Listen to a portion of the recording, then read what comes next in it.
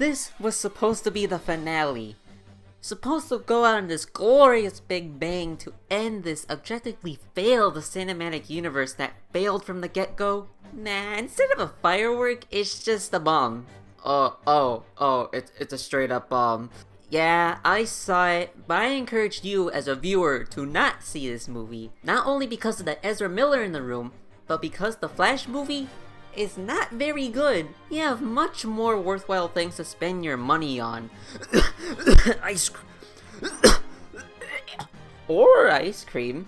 But I'll give the movie credit. It sure made me feel like the Flash. Never ran out of the theater so fast. Just kidding, I didn't see this in theaters.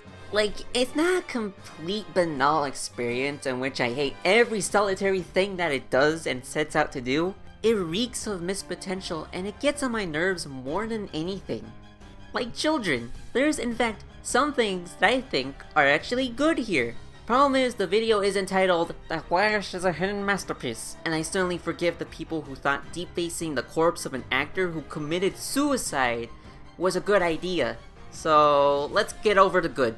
The Batman, any version of them was fun to watch, even if one was unnecessary. The Vulture is hamming it up, and it does lead to some of the best parts of the film, so yeah, I guess he's good. Even if my sister really hated the noodle analogy he used to explain time travel. And that's saying a lot, she eats ramen practically every day.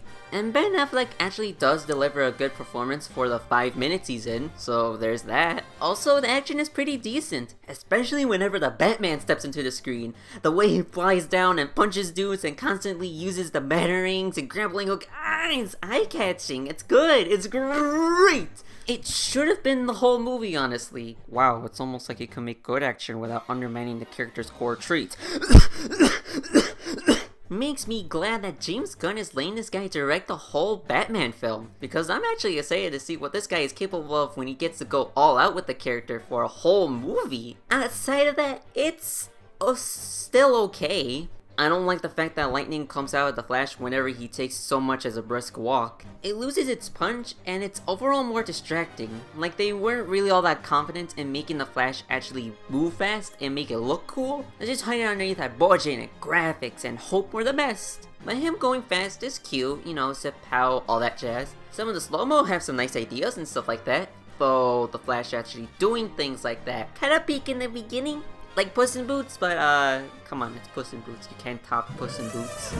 Also, the movie is funny, intentionally with the occasional joke, and unintentionally like how the Flash tosses a baby into a microwave. Very in character for Ezra Miller to do. Some shots look great, but sometimes the CGI is plainly not that great. And I feel like for every visually unique thing that there's always something dumb that makes me question the film's choice. Ah, yes, America's #1 tourist hotspot. Dirt. I kinda liked it when they referenced Eric Stoltz almost starring in Back to the Future. That was actually kinda funny, until they lingered on the joke and it got old really fast, and it kinda ruined the charm of what made the joke funny. Like, if you're here for dumb fun, then more power to you, but I can't really take this plot all that seriously. Oh wow, I don't take the movie where the guy runs fast seriously. Oh no. So basically, the plot's doing the Flashpoint storyline. You know, Barry tries to save his mom from dying, resulting in time being scrambled faster than my brain on drugs, and so the Flash is trying to deal with the consequences of his actions! It's not a bad idea for a story, and when it does cover aspects of this, it's actually kinda heartfelt and charming and emotionally felt in tackling grief and letting go. When it does it.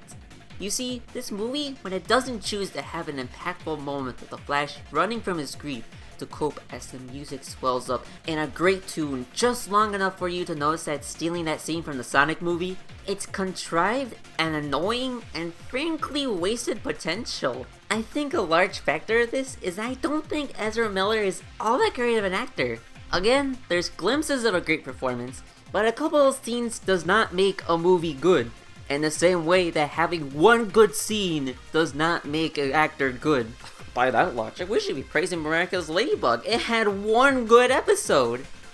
Oh, okay, a little bit more than one, but... And nobody wants to praise that show. Not even me, and I like the show. Most of the time, their acting is just weird. You could say that's how the character is regularly, but I just don't like it. It's not fun to watch for an entire movie, if you catch my gist. Sometimes they get it in a fit of passion, but I have to wonder if it's because the scene itself is actually good, or if I'm legit terrified because of what I know of them from the news, and that's causing some unconscious bias here. So let's move from the Flash to the Flash. Cool idea. Time travel and having an inexperienced past Barry in the story. Too bad he's annoying. And you know the movie knows this because it has the gall to point it out several times, not realizing that it doesn't fix the problem and he's still annoying. Plus he does this really dumb laugh that I swear causes a flight or fight response in me, like Jesus. Ugh. This story sucks because we lack so much from these characters before the plot actually kickstarts. We can't just have young Barry get his powers, we have to do a Looney Tunes scene of him getting into wacky shenanigans. We can't just look for the Justice League, we gotta deal with young Barry's painfully unfunny roommates who never appear again in the movie after this. But eventually, the plot does start. It does start. You are indeed starting a plot here. Remember, those aforementioned jokes I thought were good are outweighed massively by the number of cringe here. It's a baby mouse to an elephant bad. Wait, you wanted to explore the relationship between a person who can't handle grief, and the other is what the former could have been if they never had that grief? Seeing how they both influence each other in both positive and negative ways as you reach a point of no return? Nah, we have to make the plot about Zod coming back and the Justice League vanishing. Let's have the Tim Burton come back too. You know, come join the party, man. Instead of the sensible option of using a darker version of Batman who kills because he lets grief be the thing that defines him and not being a hero. Nope, you're dumb. Let's just make him kinda old until he decides to be part of one of the boys. Yeah. Plus, you really can't have Batman killing people because it was already wasted on an even worse film by a director that I like. I think Zack Snyder is a good director, I swear. You see where I'm getting at? This movie isn't a plot that wants to use its idea of a what-if scenario to its fullest to explore its main theme. It's a spectacle. And now I'm starting to understand what Scorsese was talking about. It hurts the movie in the long run because we're simply glimpsing into these moments that should have been the whole movie. Because Zod is the main threat who never even speaks to the Flash once in the movie, we don't get to have a villain who contrasts the hero or brings up an emotional conflict. It makes it empty. As much as dirt. Ah, look at that dirt, it's so good. I guess Supergirl kinda fills in this role, but I barely knew her for like 5 seconds before the climax started. Plus, the timeline is wiped completely, so why should I care about Zod and Supergirl's relationship instead of the Flash, the guy whose movie is named after? The only one who doesn't get affected from the time-traveling shenanigans. Wouldn't it have been so hard for the two to talk to each other? One about the grief of losing something important to them or something, albeit one lost the whole planet and civilization while the other just their mom. Maybe Zod could have been like, oh, look at you and your little super friends. No, you are nothing to me. Nothing. Like, the whole plot hinges on Zod gaining some of that crypto DNA he needed to do Man of Steel 2, Jurassic Park. So why are the Flashes just letting her fight the big bad by herself? Like, after they failed the first time, bro really only tried 3 times and said, nope, this is a canon event, this is unavoidable. Try! Jump the guy! Show the past Flash game more desperate and violent! I don't know! And then you have this dark purple dweeb who appears at the end of the movie after 2 quick scenes in the whole movie, simply here to give a lighter reveal instead of having Barry fight his past self in a fight, now learning the lesson of letting go of grief. Like, maybe build him up more? What if he needed the Flash for something and so constantly appeared to help the two when they almost died, but his mind has been so messed up and so he lost his humanity? Like, imagine if he ran on all 4s. A dog speedster. That would be pretty terrifying, I think. You have something so good here, but it seems that the story is more worried about fixing and undoing a crappy failed universe instead of being a movie itself. Imagine going into The Flash and expecting it to just be the Flash movie. No. How can I enjoy this? There's no needless cameos.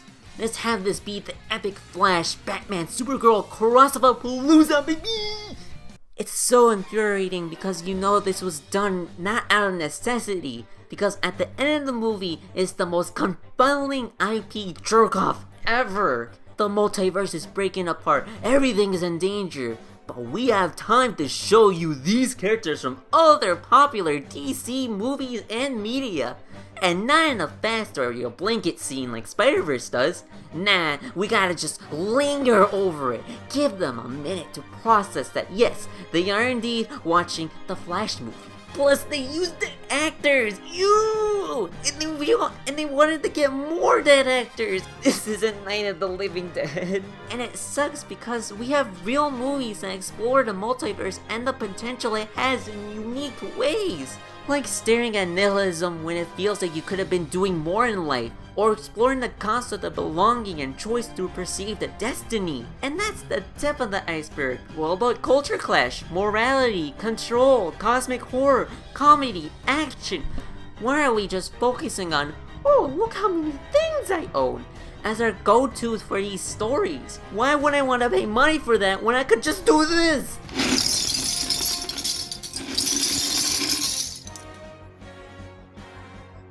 I own so many bottle caps. This is becoming as obnoxious as the set guy, because it doesn't matter if he has some damn good stories to tell.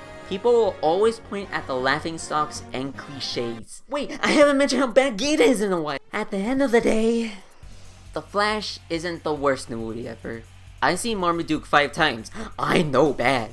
But just because a basketball runs over my foot instead of the bowling ball, doesn't mean I'm all that lucky. The Flash has some sparkle, some flair, ambition, sure, but all of that potential and the best you could come up with is this.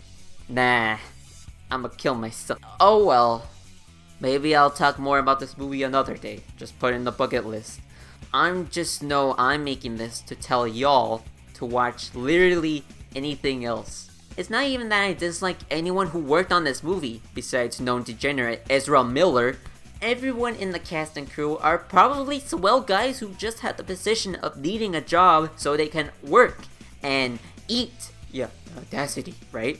So while it does suck, try to support other movies like Elemental, Spider-Verse, Transformers, Barbie, Ruby Gilman.